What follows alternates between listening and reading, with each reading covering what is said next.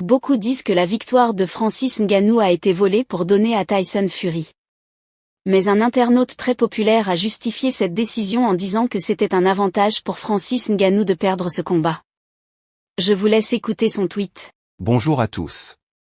Permettez-moi d'expliquer ce qui s'est passé hier en Arabie Saoudite. La décision des juges ne me surprend pas. Elle ne pouvait même pas surprendre Ngannou lui-même. Il a clairement gagné au point et on lui a volé sa victoire. Mais il savait lui-même que pour être déclaré vainqueur par les juges, il fallait gagner par KO technique.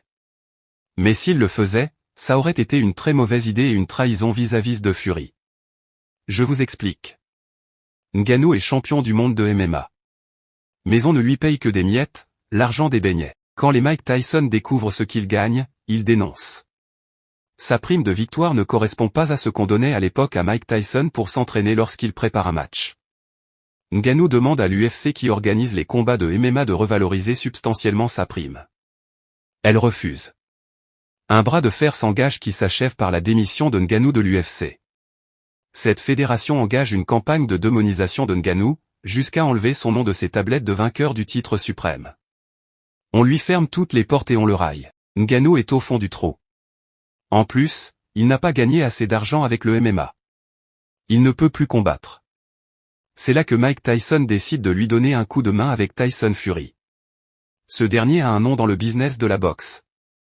Il est une institution. Il met son nom, son aura en jeu et propose à Ngannou un combat, celui d'hier. Il sort Ngannou du fond du trou. Ngannou gagne deux choses, l'argent et la visibilité à nouveau. Il gagne plus de 4 milliards de nos francs en un seul combat, ce qui représente plus que ce qu'il a gagné de tous ses combats en MMA. En plus, il est sous les projecteurs et peut avoir d'autres combats lucratifs, et même intégrer la fédération de boxe anglaise. Bref, l'avenir est rose pour Ngannou et c'est Tyson Fury qui lui a donné cette opportunité.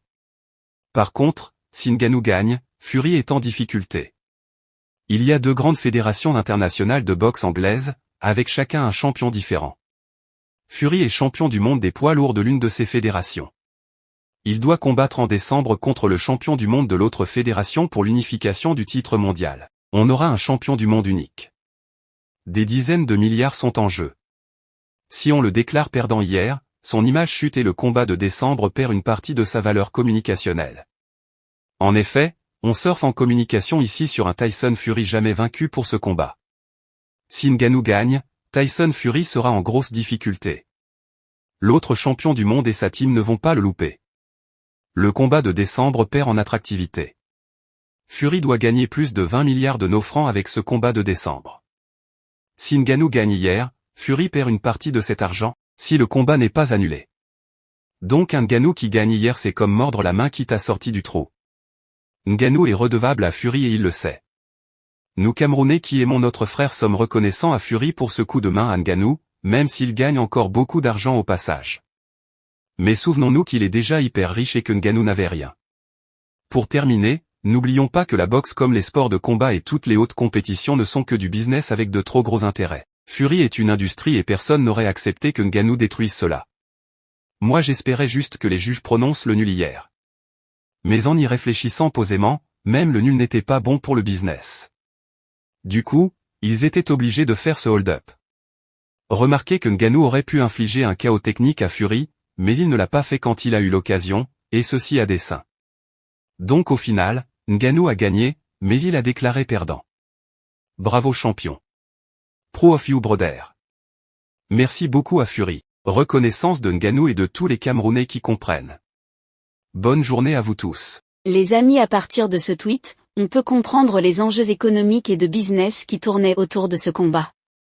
Pour dire en réalité, Francis Ngannou n'a rien perdu. N'hésitez pas de vous abonner et de laisser votre avis en commentaire.